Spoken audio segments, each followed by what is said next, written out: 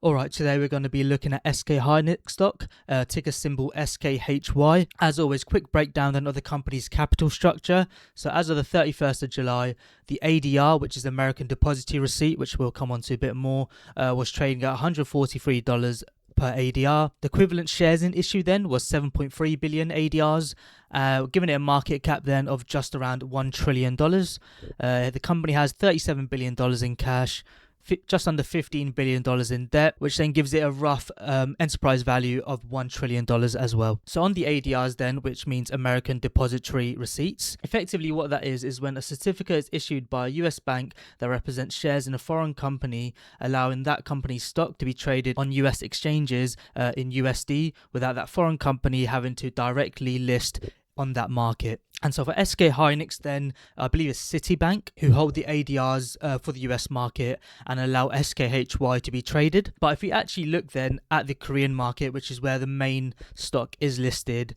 it's currently trading at 1.7 million won, I believe it's called. That's their currency. And then if you take the ADR ratio then, so effectively what happened is one Korean stock of the underlying share in the Korean market is worth 10 ADRs. So if you then divide that number by 10 and then convert it into US dollar, what you actually then get is an implied ADR parity price of $119, which then shows the fact that the ADR is currently trading at $140, that the ADR has a premium then of 20% versus the actual underlying price on the company's native stock market. So I think that's something that I wanted to flag straight away, which I don't think a lot of people realize when they're buying SK Hynix, especially on the US market via SKHY. It's probably the most talked about stock in the world at the moment, specifically because it just listed in America. Moving on to the company description then, so I'll, as always, give a quick rundown on what the company does. I'll be very surprised if no one's heard of it. Again, probably the most talked about stock in the world at the moment. But yeah, SK Hynix is the world's second largest memory semiconductor maker and number one in high bandwidth memory, otherwise known as HBM. And of course, this is probably the most important at this moment in time, anyway, one of the most important semiconductor products in the world, given how influential and vital it is for AI accelerators. Of course, with the massive boom in capex spending related to AI, you can imagine just the incredible growth this company's had over the last couple of years.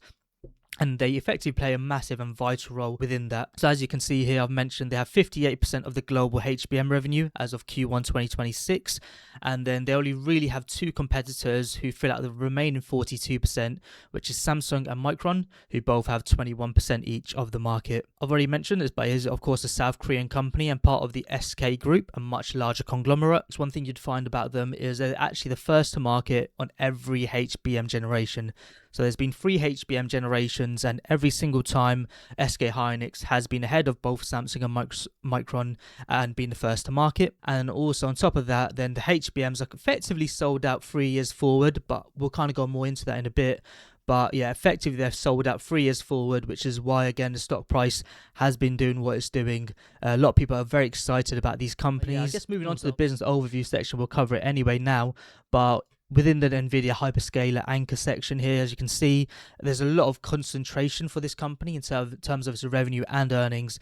So in Q1 26, NVIDIA was about 15% of its total revenue, and in FY 25, it was 24% of its total revenue. Effectively, a quarter of its total revenue came from one company last year. So there is a high concentration within certain companies and markets, and kind of like how I hinted earlier before with HBM sold out 3 years forward, this isn't actually fully binding backlog in terms of like legally binding. It's more like letter of intents, more like verbal agreements and gentlemen's agreements. But in terms of actual legal binding contracts where they're prepaying all of this 2-3 years up front, that isn't actually the case. Although again, I kind of mentioned here, they are starting to take more contracted B2B, so business to business contracts, and more multi-year long-term agreements with the likes of NVIDIA, Microsoft, and the other hyperscalers. So yeah, we'll get onto the revenue and growth stuff in the financial statement analysis. In terms of the competition then, as you'd expect, I've kind of mentioned, but it's mainly Micron and Samsung Electronics. And then on the NAND side, which I actually forgot to mention, just kind of delved into the HBM stuff only, but they also do provide DRAM and NAND. DRAM being more the consumer memory side, and then NAND being more like, if you think SSDs. So effectively, they are a pure play memory company, both on the short term. So short memory with being like RAM, HBM, and then also long-term memory being stuff like SSDs, right? So if you can think like hard drives. And so in terms of competitors then on the NAND side, you have your usuals, SanDisk, Kyoja. However, it is also worth mentioning in terms of competitors, and one thing that I think has increased the volatility of the stock and why it crashed in July so heavily is because of China. So China, of course, they're trying to domestically increase their production of all these products. They want to reduce their reliance on foreign entities, and then because of that, they have two specific companies at the moment called CXMT and YMTC, with CXMT actually making a significant breakthrough within the DRAM NAND space. And so one of the fears investors and analysts have is, as we've seen in other markets and other industries, say like electric vehicles, the EV market, is China will undercut competitors in terms of their international competition and flood all markets around the world with the product. Given the fact that a lot of these companies receive subsidies from the Chinese government, they're then able to basically outcompete everyone on a cost factor, and then effectively undercut all their competition in terms of pricing. And in terms of the wider market, then I've kind of already mentioned, but the 575 billion worth of capex spend does indicate a potential oversupply inflection, where we've already seen in the past where demand spikes. A lot of these companies try to catch up, and they usually overshoot in terms of demand. They usually flood the market with a bunch of these products, and then you effectively get the opposite issue, where you have too much supply for too little demand, and a lot of the prices come crashing down. And again, the product goes back to being a commodity in terms of basically having no pricing power. All right, we'll come on to the conclusion stuff at the end of the video, so we'll move on now to the financial statement. All right, the main point to flag here, of course, is the cyclicality of the business. So you kind of see here in FY19 and FY23, both revenue and earnings declined.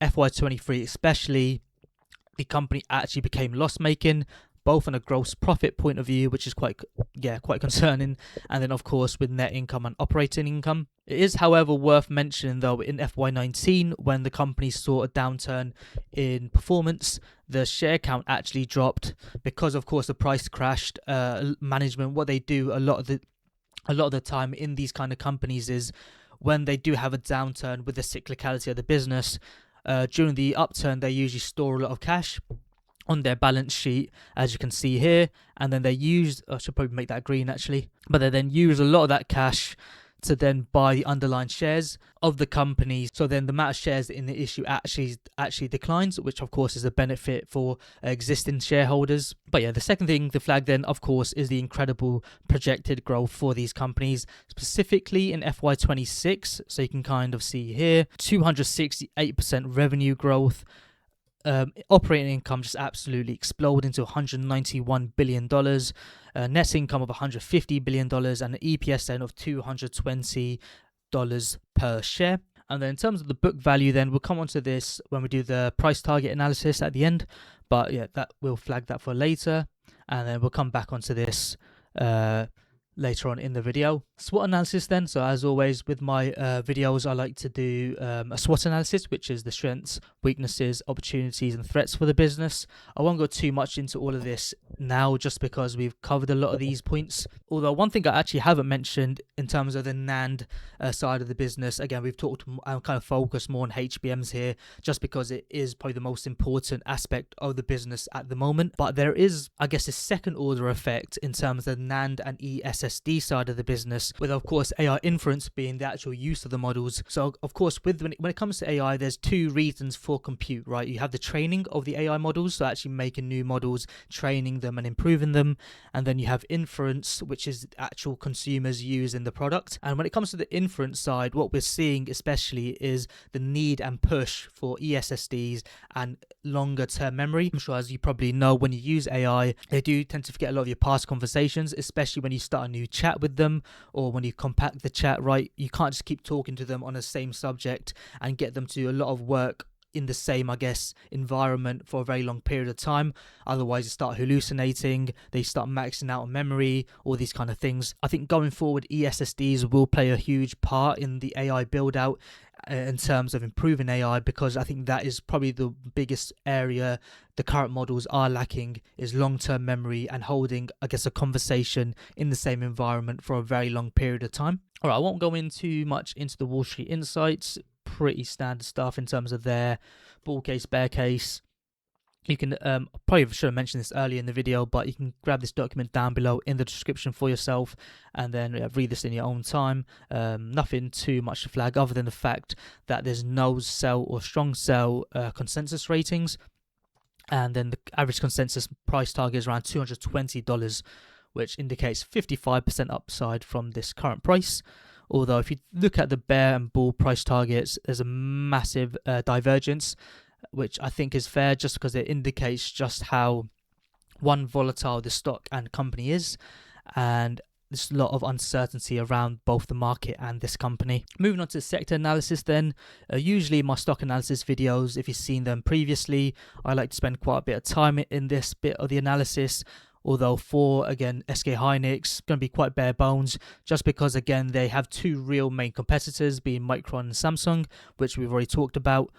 And then on the NAND side, there's obviously SKHY, SanDisk, and Nanya Technology, which is a Taiwanese company. But yeah, if we just quickly minimize this and then focus on the actual valuation multiples and growth percentages. In terms of the core memory HBM market valuations, SK Hynix is in the middle, so they are cheaper than Micron in terms of both their sales and earnings multiples, but they then are more expensive than Samsung, although it is worth flagging they do have a significantly lower net profit margin of 40% versus SK Hynix and Micron, who have about the same at 65%. Also, it's worth mentioning SK Hynix probably will go higher, 70 plus, just because Micron have a later year end date. So I think Micron reported their FY26 already, and so that's why theirs is kind of shot up. But SK Hynix is likely to go above 70%, just because historically SK Hynix do have a better profit margin than Micron. But of course, as I've previously mentioned, valuing these companies on both their sales and earnings is not the best thing, given again how cyclical they are, and I think that's best shown by the forward PEG ratio for all of these companies being effectively zero, which you never see. You know, you have these incredible growth numbers. You have these incredible growth numbers with these extremely, comically low valuation multiples. And it kind of makes you think you're getting a deal of a lifetime. And so instead, what you want to look at then is the book value, like I mentioned, and the actual balance sheet for these companies, and value these companies based on the equity / book value. So in this analysis then, what you can kind of see I've done is I've forecasted the forward equity, so at least 1 year ahead for these companies by taking their current equity position, so the total value in the shareholders' equity in their balance sheet, and then adding on their forward net profit. This then allows me to look at the forward price to book value for these companies simply by dividing forward equity by the shares outstanding and then dividing that figure by the price, which is then how we get the forward price to book value. In terms of that, again, Samsung is by far the cheapest company on this list with a price to book value of only 2.36. But as always, I mentioned, it's worth flagging they are also the least profitable out of all these companies. SK Hynix then have a 4.31 price to book value, which, as we'll get onto in a bit, is quite concerning, historically at least. And then the other three NAND competitors are all pretty much exactly the same at around 3.69 for these two, and then Nanya Technology is slightly below, given the fact there's a Taiwanese listed company at 3.3. So focusing then on the book value for these companies, so I've already kind of noted down everything I mentioned here already in terms of comically low PEG valuations. That focusing on these is pointless, given the cyclical nature of the sector means earnings multiples will get compressed, and they are effectively deemed unsustainable by the market, which of course is reasonable. And so instead, it's better to focus on the book value for these companies as it grows steadily and doesn't really care about the cycle, right? What you should expect to see is that book value should grow steadily and helps blunt out massive swings and noises, unlike EPS, which, as I've mentioned, 1 year can swing from 41 to 222, and another year can go from positive $2 to negative $9 back up to positive $20. So you can kind of see these massive swings, and so valuing, using valuation multiples based on this is kind of pointless, as it's, like I say, not sustainable. And so focusing then on price to book value and historically what these companies have been valued at during the trough of a cycle, the price to book usually can be anywhere from 0.8 to 1.2. So in terms of SK Hynix, then they bottomed at around 0.9x in both 2019 and then 2022-2023 crash, it was also around 0.9, whereas Micron touched about 1.1. Again, they usually have a slightly higher valuation just because it's US listed and a US company. And then during the peak of every cycle, then the price to book value usually goes up to around 2.5. I actually have seen it hit about 3 a couple times, with SK Hynix then peaking around 2.2 in the 2018 cycle, and again in early 2021 it peaks around 2.2. Micron, on the other hand, topped around 2.5 during the 2018 cycle. And so I think for me at least, the most worrying thing then is the forward price to book values the companies currently have. So they're all well above 3. Obviously, Samsung Electronics is below 3 at 2.36. And again, it's worth reiterating, this is the forward book value. In terms of the actual present, so current year book value, I believe Micron is around 9 at the moment, so which is quite incredible. And then SK Hynix is around 7. So much higher than even what these suggest, if you don't factor in the incredible net income these companies are going to be earning in the next couple of years. And so I kind of mentioned here, but the uncomfortable truth and implication then of this is the fact that these current book values that these companies have is at a historical high. So even with the price crashing as much as it has in July, you can kind of see the incredible drawdowns. And even at these values, from their all-time highs, the book values for these companies is still at their historical all-time highs in terms of previous cycles. Coming on to the valuation then, finally, and the price target for these companies, done a probability-weighted scenario valuation, as I have done a couple of times before, in terms of the base case, bull and bear case. And the reason I do this for companies like this, where there's just such a divergence in opinion and a lot of uncertainty around the actual underlying business in terms of whether this can be sustained, I prefer to do more scenario analysis just to get a better idea of what my downside can be and then the upside. So in terms of the base case, all we've done is held the current 6.5 PE ratio into the future. And so then based on the EPS growth that the company is expected, at least on an ADR basis, so $31 on ADR, $33 in FY28, which then if you hold the 6.5 price to earnings ratio, you get an implied stock price then of $203. Of course, we're not at the end of 27, so we need to then discount the $203 back to today's date, or at least discount the price by 1 year. In terms of discount rate used then, pretty simple that I use for all my analysis is the beta of the company, which is 2.32 currently, the 10-year US Treasury, so basically a risk-free rate of 4.53% currently, and then the equity premium, pretty much 4.4%, which then gives us a discount rate, a decently high discount rate of 14.78, which I think is fair given the fact the company does have a high beta. Usually I'd say like an average discount rate is around 10, 11, 12%. So just under 15%, given how volatile the stock is, the cyclicality of the business, or the potential cyclicality, again, depending if you're a bear or a bull. I think 15% or 14.78% is fair. Discounting $203 by the 14% for 1 year gives us a price target then of $176 in the base case. Both the bear and bull case, actually, we're valuing it on book value, right? And I think that's the most prudent thing to do, as I've kind of already mentioned in this analysis.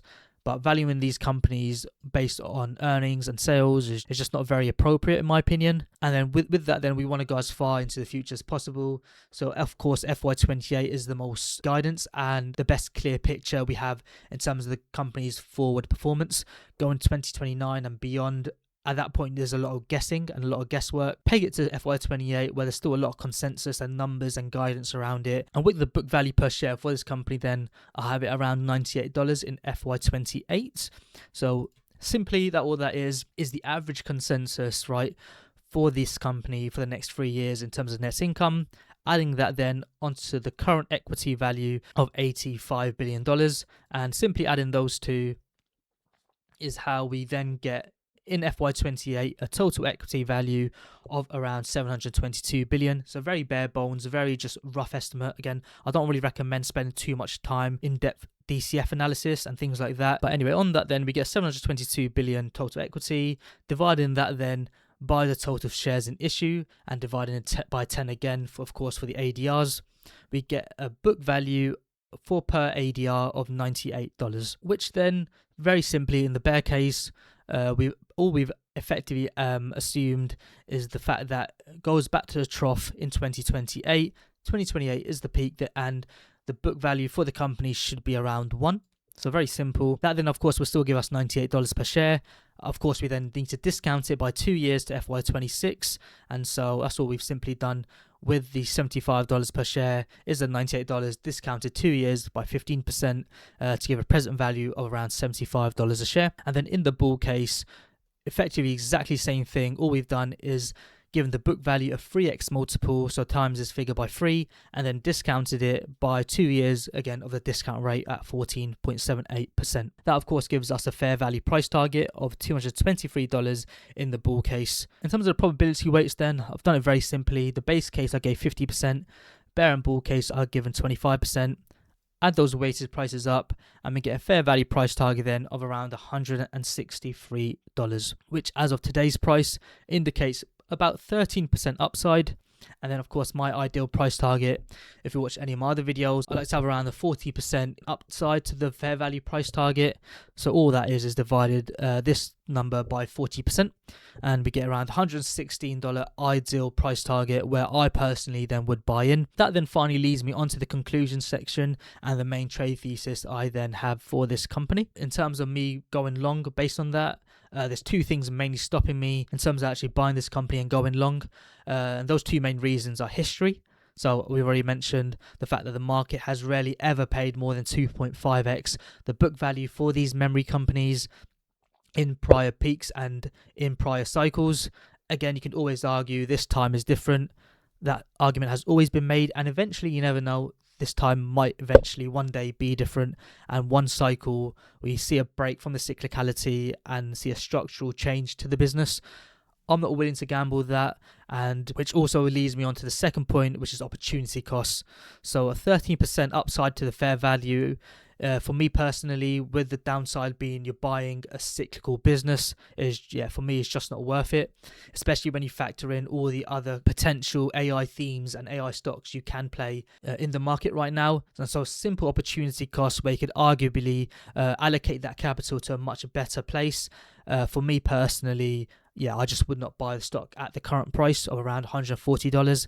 Again, if it breaks down below $116, $115, and especially if it goes below $100 a share and nothing fundamentally has changed, especially in terms of the forecast and outlook for the next 2-3 years, and the book value of the company will kind of move to around $100 a share by FY28, then of course I think there's some real value to be had, and it's kind of like a deep value play at that point. But around $140 a share, I'm not too interested. Which also then actually leads me on to another point in terms of the risk reward to this company is the fundamental downside. In terms of lowest, worst case floor price for this company. We actually move on to the bare financial statement I've kind of put together here. They forecast net income to be around $115 billion in FY26, which is not too far off, to be fair, the average consensus, although it is a significant drop off. But then more importantly, they see FY27 being $67 billion and $38 billion, so still higher than FY25, to be fair, but about $38 billion FY28. So nothing too incredibly bearish, but just the fact not super bullish as current average estimates are. And in that scenario where, again, you're still having positive net income, so we're not having a loss, but you're still having positive net income, just the fact that you're growing at a slightly smaller rate gives a book value per ADR share then of $40 in 2028. So then again, if you were to do a price target analysis and discount that by 2 years, you're going to get a stock probably about in the $30 range. And I think that's, for me, the biggest worry is just how far these stocks could potentially crash if the industry turns out to still be cyclical. And for me personally, the upside just isn't worth downside risk, where the current share price at around $140 could easily come back down to reality and go to around $40 a share, which is more than 70% decline in the share price. For me personally, it's just not worth it. And so then, as of today, I don't have a position in the stock, but I am long AI and the theme of AI overall. I personally would be market neutral though, going into these next few months and maybe in 27. I do think the market has, especially on some stocks, has begun way too exuberant, and the prices and the valuations have just begun a bit ridiculous. So I would be very cautious in AI in general. Would try be long maybe your favorite names, and then short some names that you're not too bullish on, just to get some market neutrality, especially sector neutrality. Actually, yeah, I'd really stress that. I wouldn't go too net bullish on the whole AI theme, at least for the next year or so. But yeah, I've kind of mentioned here why I've not gone long. We already talked about it. The risk reward just isn't there for me in terms of the valuations. But at the same time, I will not be going short these stocks, and I do not recommend going short most AI companies unless, like I mentioned, you want to get more sector neutrality and you are long already some companies. Then of course you can short some to go sector neutral. But in terms of just outright shorting and being net short AI, I think is kind of thematically dumb. There definitely is a lot of financial risk and a lot of circular financing, especially with OpenAI and Anthropic. More so OpenAI, I think they have a lot of credit issues, and I think in 2027 we will see that come to fruition. See a lot of news articles come out in 2027 about AI's credit issues and financing cash runway issues. That being said, thematically and the underlying product and service of AI is revolutionary. Even if we don't hit AGI in the next 5-10 years, the LLM models, even the way that they are at the moment and the capability that they can produce, even at the current technology, is still revolutionary. This section here, I just have like a trader's conditional. Again, what I've already mentioned. If the share price goes below $100, then the risk reward becomes attractive. Again, still kind of scary, the fact that you can go from $100 to $40, so more than 50% drawdown, even if you buy the stock at $100 a share. But then at that point, you have a potential 2x if the bull case scenario plays out in that scenario. So you're kind of gambling, right, on like 100% return versus a 50% drawdown, which is a very high risk to reward. But, if that kind of 2-to-1 scenario interests you, then that is something, around $100 a share. I think the risk to reward then becomes quite attractive. But yeah, I've kind of droned on way too long. The recording's gone on for literally an hour, so I'll leave it there. Hopefully I'll edit it down to a reasonable time limit for you guys. But yeah, I'll leave the video there. Until next time.